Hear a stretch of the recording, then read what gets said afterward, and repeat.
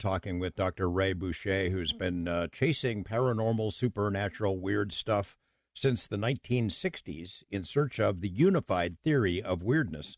Among the stories that have been traced back to Ray is about a group called the Collins Elite, supposedly the nickname for a group inside the Pentagon who are devoutly religious and, in essence, killed a large UFO study investigation program because they feared that it involved demons. That's the story. That's the thumbnail sketch of the story that I had heard. When we come back, we're going to ask Ray to give us his version of it, and we'll do that in just a moment.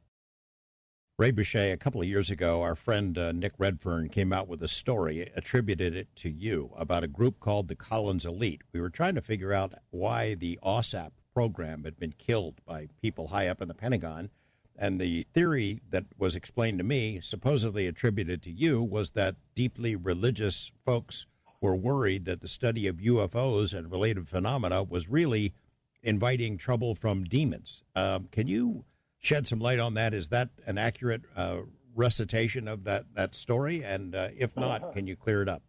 Well, yeah, it's a little garbled, but I'll do my best to straighten it out. I was approached by two Department of Defense researchers who outlined to me what was going on in a program with which they were involved. That was first meeting was in 1991.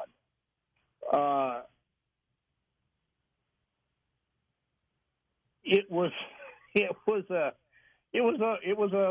a mind blower. Let's put it that way.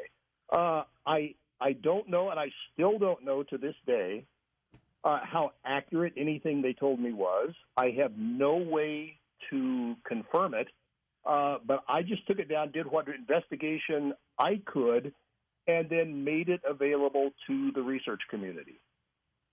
In 2007, Nick called me, and we had a conversation, and he was interested in what had transpired during these two meetings that I had face-to-face. And he began to dig. He was able to pick up another thread, and that is where the name Collins Elite surfaced. The two gentlemen that spoke with me did not say that they objected to what was going on in terms of the research program because it was demonic, but rather because of what they had experienced, they believed it was demonic. So there's a little subtle variation there. As Nick tracked it down, he found one of the original members, as I understand it, of this group that had taken the name the Collins Elite. And their concern was, much as Lou Elizondo has mentioned in some of his interviews, that this group wanted to shut down any research because the origin might be demonic. Now, that's kind of, in a nutshell, that's the story. My biggest problem with what Lou has reported and what has come out via Nick Redfern and his contact with one of the original members, that is a reprehensible attitude for any Christian to take. Because, again, we come back to, if we're after the truth about the physical world and the spiritual world, nothing should be off limits as we explore both of these realms. So to say that we should limit our knowledge because some of it may be demonic, I would say we study it, we discover what we can. If it is demonic, then we decide, all right, what do we do with this? Perhaps we should leave it alone. But we don't just say we're not going to study something because it might be demonic. Yeah, I mean, that doesn't make it go away. So whether it's one man's demon is another man's alien is another man's interdimensional or ultra-terrestrial, I guess. Absolutely. Well said. Well said. So that's kind of the story in a nutshell. Linda Moulton Howe was I had been discussing at our second meeting. I discussed some of Linda Moulton Howe's work with these two gentlemen, and they were interested in being put in contact with Linda, and so I made those arrangements, and I was kind of a go-between between the two of them, or the three of them, and everything is on my academia.edu page. The complete story, including my original notes and so forth, are all on there and available to download for free. So. You're familiar, I guess, I hope you are, with Skinwalker Ranch and some of the phenomena associated with that place. That it began, the Bigelow organization, NIDS, and then OSAP. The ranch activity was part of an investigation, not the focus of it, but part of it. And the investigators, some of them intelligence officers with impeccable credentials and long histories with our government, went there and experienced things that were very strange, not what we would normally associate with ETs or UFOs, more like paranormal poltergeist type stuff and attachments, things that they called hitchhikers that came home with them. Now, I know that is something that happens in the ghost hunting poltergeist world, whether determine whether or not they're credible or not, but these things were real. These people went there working for the government, and something attached itself to them and took it home. What do you make of that? It's one of those baffling things. You're absolutely. I mean, it is a very real aspect of the phenomena that these things, whatever they might be in these contexts, these things will attach themselves to people, and this also carries over into the whole UFO question. I've had alien abduction experiencers that have had attachments like this. I've had people who've had seemingly kind of mediocre UFO sightings, and suddenly poltergeist activity develops in their home. It's an interesting thing, but there's some aspect to this that will attach to people and hitchhike home. It's extraordinarily disturbing to the people because they didn't choose to buy into any of this. They are the victim of an event that they simply happen to experience, and here's where they are. So it's I don't know exactly what to make of it, other than it's a very real phenomenon, and I have a close friend who is involved in the study of some of these victims of the hitchhiker effect. Oh, we're going to have to talk about that off air, I think. For the PhD scientists who are both part of NIDS and then later as OSAP, professional people with doctorates, physicists, astrophysicists, biologists, microbiologists, and others, it's already weird enough for them to be pursuing UFOs. I mean, it's a little more respectable now. Not that much, in the general scientific community, but a little bit more respectable. And then you go to a place like Skinwalker, and you've got cryptid creatures show up, and we call it poltergeist. I mean, they don't want to be investigating poltergeists, but, I mean, the kinds of things that happen, the trickster activity, the poltergeist label comes in there because that's what we compare it to. That's the frame of reference for it. But, I mean, it's hard enough chasing UFOs, and when you throw this other weirdness in there, no good comes of it. I mean, they I know the reaction to the stories that we have published is, it's been to ridicule these guys, and to make fun of them. They must be out of their minds to be chasing this. It must be just a money grab or something, and it's not. I mean, these things really did happen. And I can only say that it's easy to scoff and it's easy to call people nuts when they describe some of these things until it happens to you. And then you become painfully aware that this is a very real phenomena, and it does happen. And suddenly, if you're the victim of it, one of the first questions that will come to people's minds is, am I going crazy? Am I losing my mind? It's just unfortunate there's such a stigma attached to it, because how do you, again, it's the same reaction from the scientific community to ridicule as it is from the religious community to say, oh, no, leave that alone, don't do anything. That's demonic. We don't want to know anything about it. There's a very real physical phenomenon going on, and I think we need to know what it is, or at least make the best attempt at knowing what it is that we possibly can.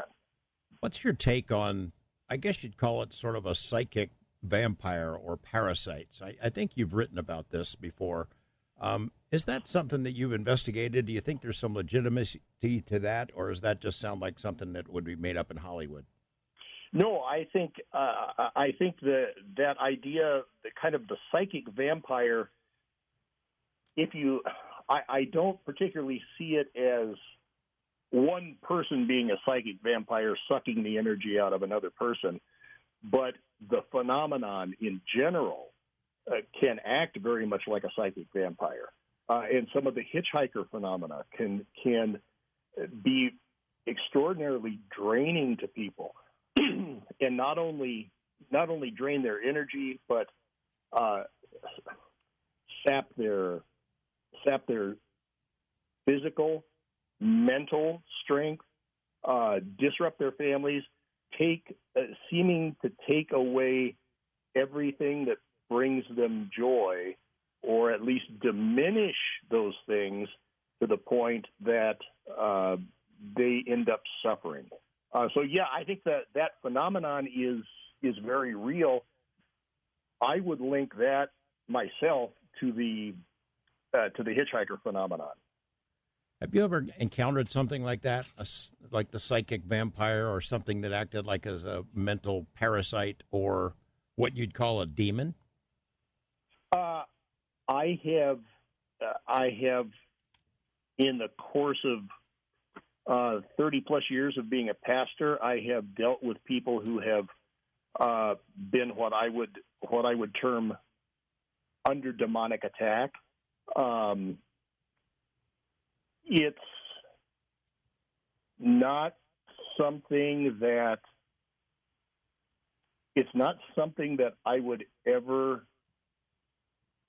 choose to become involved in terms of helping these people. But when they have been presented to me as needing help, I was pleased to do it. And in those cases, I have done a number of them. There was a period of time where I had 3 or 4 almost back to back that I was dealing with, and it's not a quick sort of thing. It's a months to weeks process to help people get through these things. Are you talking about an exorcism or something like it? It could be an exorcism. Yeah, I mean that's one. That's one aspect of it. Part of it could also be simply how do I teach people how to use their own faith to defend themselves. So it's a long process, but it's the closest thing I've come to experiencing something along the idea of a psychic vampire, simply because it just drains every last ounce of energy from you. It's much. I was I never served in the armed forces, but it's the closest I can imagine to what someone spending several weeks in serious combat situations would be like. It takes a toll on you mentally and psychologically and spiritually as you're trying to help someone learn to deal with this. I guess in your unified theory of weirdness, there's room enough for more than one answer. Is that, Jacques Vallée had said to me the same thing, that quote that you mentioned in person the first time I met him. He said he was going to be really disappointed if it turned out the UFO mystery, the answer to it, turned out to be merely ETs visiting us from their home planet somewhere, that it seemed much more complicated than that, that if these craft can bend space-time or manipulate space-time, as we have seen in many cases, they could be from anywhere, anytime, ET, interdimensional, extraterrestrial, time travelers, all of the above, and then something even stranger that we haven't figured out yet. Is that your suspicion? Is that there's more than one answer to the big picture? I think that's the simplest way to put it. There are, and I was first kind of pushed in the direction of John Keel's ultra-terrestrial idea by John himself as we were talking back and forth in the late 67, 68. And I was investigating a number of things that had happened around my hometown, what John would call a window area, a number of things, UFO sightings, cryptids, poltergeist activity, just a whole potpourri of weirdness. And as John and I began to talk, he said, I'm beginning to think there's more to this than some sort of, flying saucer from another planet. And that helped me to take a different perspective and look at what I was seeing and think, maybe there is one single phenomenon behind these things, and it manifests in different ways. Right. Depending on the percipient, depending on the circumstances. I mean, those are all questions that we have no answer to. But yeah. I think that, I don't think there's an absolutely simple explanation,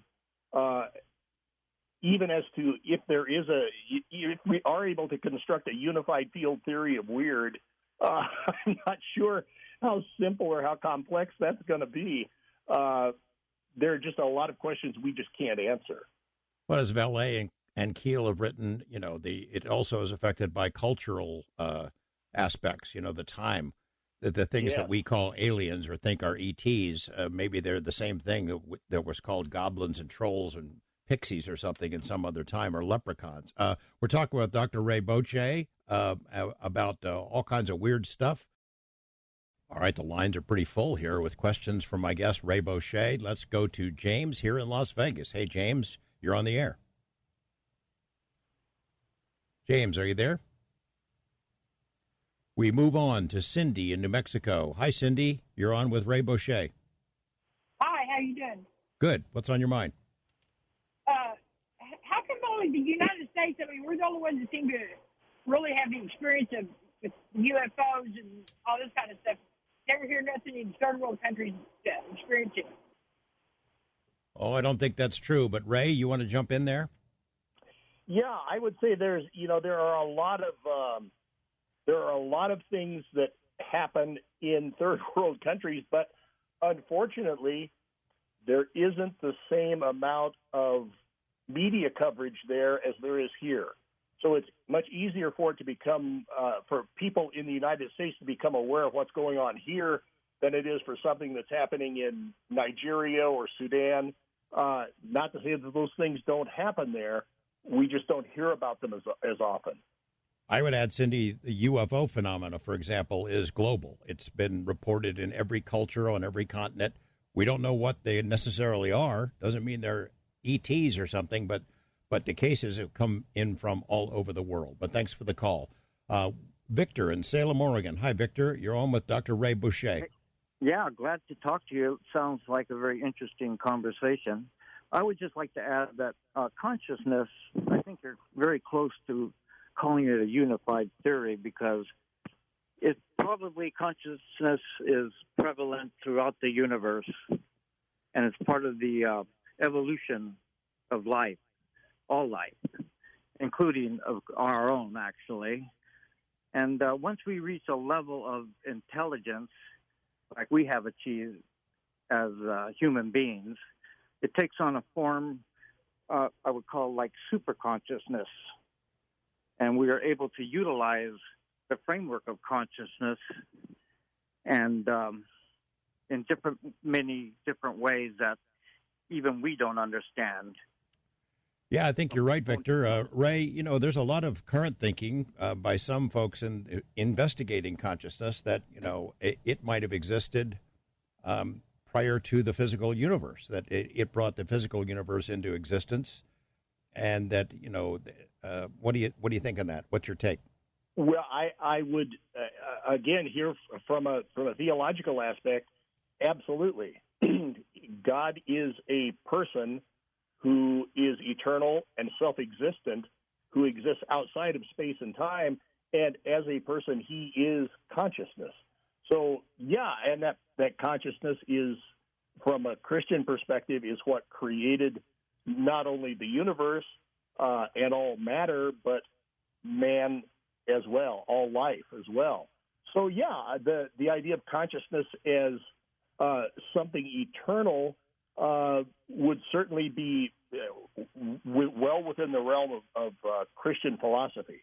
If the idea is, thanks for the call, Victor, by the way, if the idea is that consciousness exists independent of our physical body and not generated by the brain, we have a lot of really interesting research into near-death experiences, out-of-body experiences. Is that the part of us that leaves our bodies temporarily and then comes back? And is that the part that lives on? What's your take on that?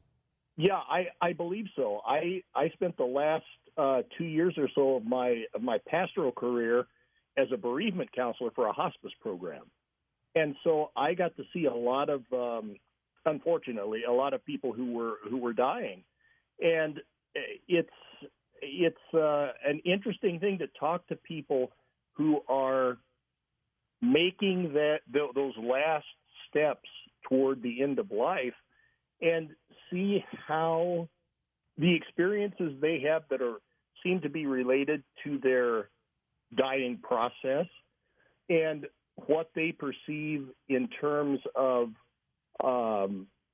glimpses, it seems, of what's to come. And so it's a fascinating thing. I think consciousness is, in my thinking, consciousness would equate to being our soul. First-time caller, Michael in Atlanta. Welcome to Coast, Michael. You're on with Dr. Ray Boeche. Hi, thank you for having me on. I had an experience that happened to me I guess it was past summer, not this summer, last summer, that it scared me, and it was a physical experience. Like I saw something that I can't explain what it was, but I was in a area of town, and I was in my car, and I was turning this like abandoned, like I don't know, it was abandoned strip mall or something, to turn around, and there was a truck parked there, and so it was late at night, and I had to get out to use the bathroom, so I got out, but I wanted to make sure no one was in the vehicle watching me pee, so I looked through I know this is bold, but I looked through the window to see no one was in there. There weren't. And when I went back to my car, I don't know, something made me turn around, and I looked, and the passenger door of this vehicle was open, and there was something that was looking at me from, like, when I first saw it, I thought it was a dog. I was like, oh, okay. But then second look, I was like, wait, that's not a dog. It doesn't look like a dog. I thought it was a puppet or some kind of toy. It was alive. It was breathing. It was sweating. And I'm nervous even talking about it right now because I guess my question or comment was like, werewolves, like, is that like a real thing? Because what I saw, I can only equate to that being what it was. There was no other. And what I said out loud when I saw it, when we made eye contact, I said so he could hear me. I go, "Oh, that's a dog," and I got in my car and I left. It was standing on two legs? No, it was just no. It was it was hanging out of the. It was like it was laying down on the car seat, and its head was just sticking out. And I kind of got a profile, a little bit more of a profile of it, and so it was looking at me. And then I saw it. Then it turned its head to look at me, and that's when I knew it wasn't a dog, because the way the head turned on the body, I was like, no, a dog's head wouldn't turn like that. It's not sitting on top of its shoulder. It's sitting like on the. Well, let's ask Ray. What do you think, Ray? Well, that's interesting. This would seem to fall into possibly the category of what the late Linda Godfrey called Dogman, or a skinwalker. And George, you've had some firsthand experience with the site that's called Skinwalker Ranch. So, it's an interesting occurrence. I wish I could tell you what it was, but I don't know. But I appreciate hearing the story. Thanks for sharing that with us, Michael. I know that was probably hard for you to say, but yeah, there are a lot of reports in the Uinta Basin. People have been seeing these things, these dogmen, for a long time. They have different names for them, but you're not alone. I have no idea what the explanation is. West of the Rockies, Catherine in Canada. Hi, Catherine. Good evening, George. Ray, I have a comment and I have a question. And I wanted to say that I so appreciate your clarity. A lot of times when people are trying to explain very difficult subjects, they can go through it really quickly. But you've taken your pauses and your time, and I can tell you're thinking. It's very clear, and I want to thank you for that. Well, thank you so much. I appreciate that. I do my best. Thank you. And I have a question. In Revelations, when the dragon is coming up out of the sea, do you think that could represent China? And I thank you for your answer. I tend to leave the book of Revelation, other than those things that are readily apparent, to people who tend to specialize that for the entirety of their theological career. There's so much symbolism and so much allegory in the book of Revelation that, and by that I don't mean that it's incomprehensible, but it's hard for us to unpack exactly what was shown to John, because we don't have a first century AD Middle Eastern mindset to work from. So I'd leave that. The possibilities there, yes, but I can't give you a definitive answer. But thank you for the question. Thanks, Catherine. We're going to the wild card line. Mayad in New York City. Hey, young lady, how you doing? Yes, good morning. Excellent show, George. First of all, I want to thank you, Dr. Boeche, for your reference to myriad books for the bibliophiles out here. And I have a brief three-part question, and I'll listen over the air. Have you explored, and this relates to a book that is small and concise. It's called The Pendulum by Joseph Polanski and Greg Nielsen. I'm not looking at the book, but that's the basic title and the subject. And so your thoughts on whether you've explored the divining rod and the pendulum. And when they wrote the book 2 or so decades ago, 2,500 doctors in France use radiesthesia, so it's a whole new world. The other part would be And you too, George, your thoughts on some of my recent reading, Secret Journey to Planet Serpo by Kasten, and the other one is Gray Aliens and Artificial Intelligence. I believe it's Nigel. Is it Kerner? The last name is with a K. I have so many books that they can't all be in front of me. But if you have my questions, and George, I'd like you to weigh in and possibly have them as follow-up guests. Those authors, I'll listen over the air. Thank you. Okay. Well, thanks for your question. I have not read that particular book on the use of the pendulum. I find it very interesting. I put dowsing rods, the use of the pendulum, much along the same lines as remote viewing. It is a technique that some people excel at. I don't know in my own mind exactly how to explain the apparatus, how it works, but there is obviously a way that the human mind connects with, I would almost say, the David Bohm's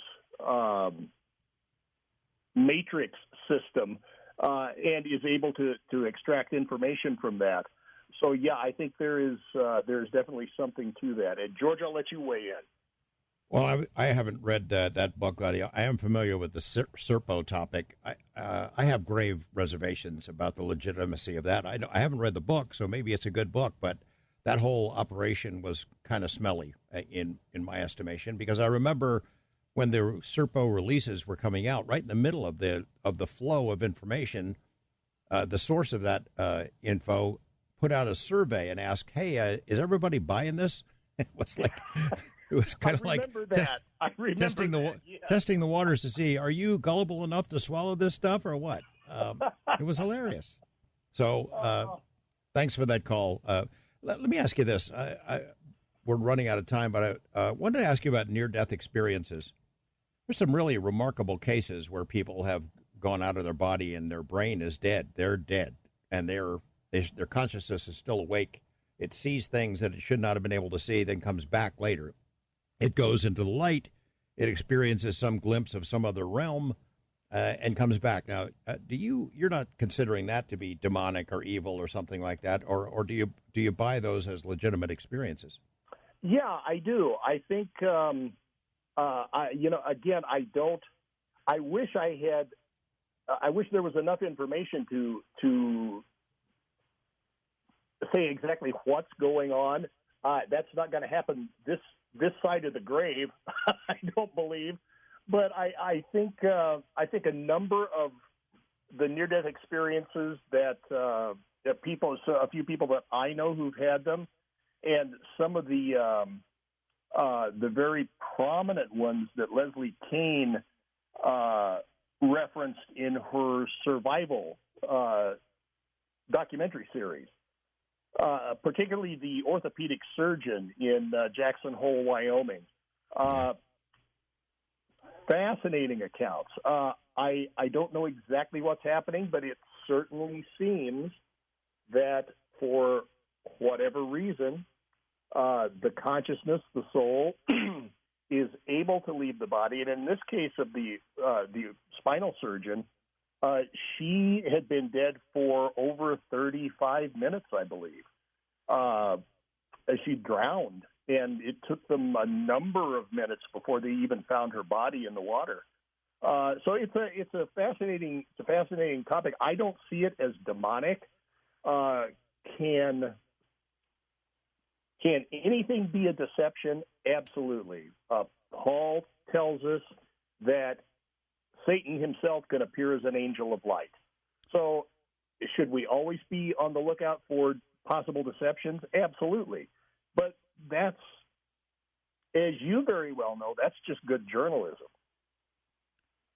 I want to thank all of our callers. I'm sorry that we didn't get to all the calls, and if you guys will, try back a little bit later, we'll have room for more calls later with our second guest. Ray, there's so much we didn't get to cover. I want to tell people about some of the papers that you've written. Academia, there's a site online. I don't think there's a paywall or anything. I think all you have to do is register and you can access this stuff. You got some great content there that was produced in the course of your Fortean organization, and papers that you wrote on your own about Men in Black, which I hope we get to. We'll have to have you come back and not wait 25 years or so to have that happen again, because I'd love to get your thoughts on MIBs and some of the other papers that you've written. But we have a link to your website. I hope people will check it out. And Ray Boeche, this was way too long happening, and I hope we get to do it again. George, I appreciate it. Thank you so much for having me on, and I look forward to a return visit. All right. Thanks again. Dr. Robert Nemanoff coming up.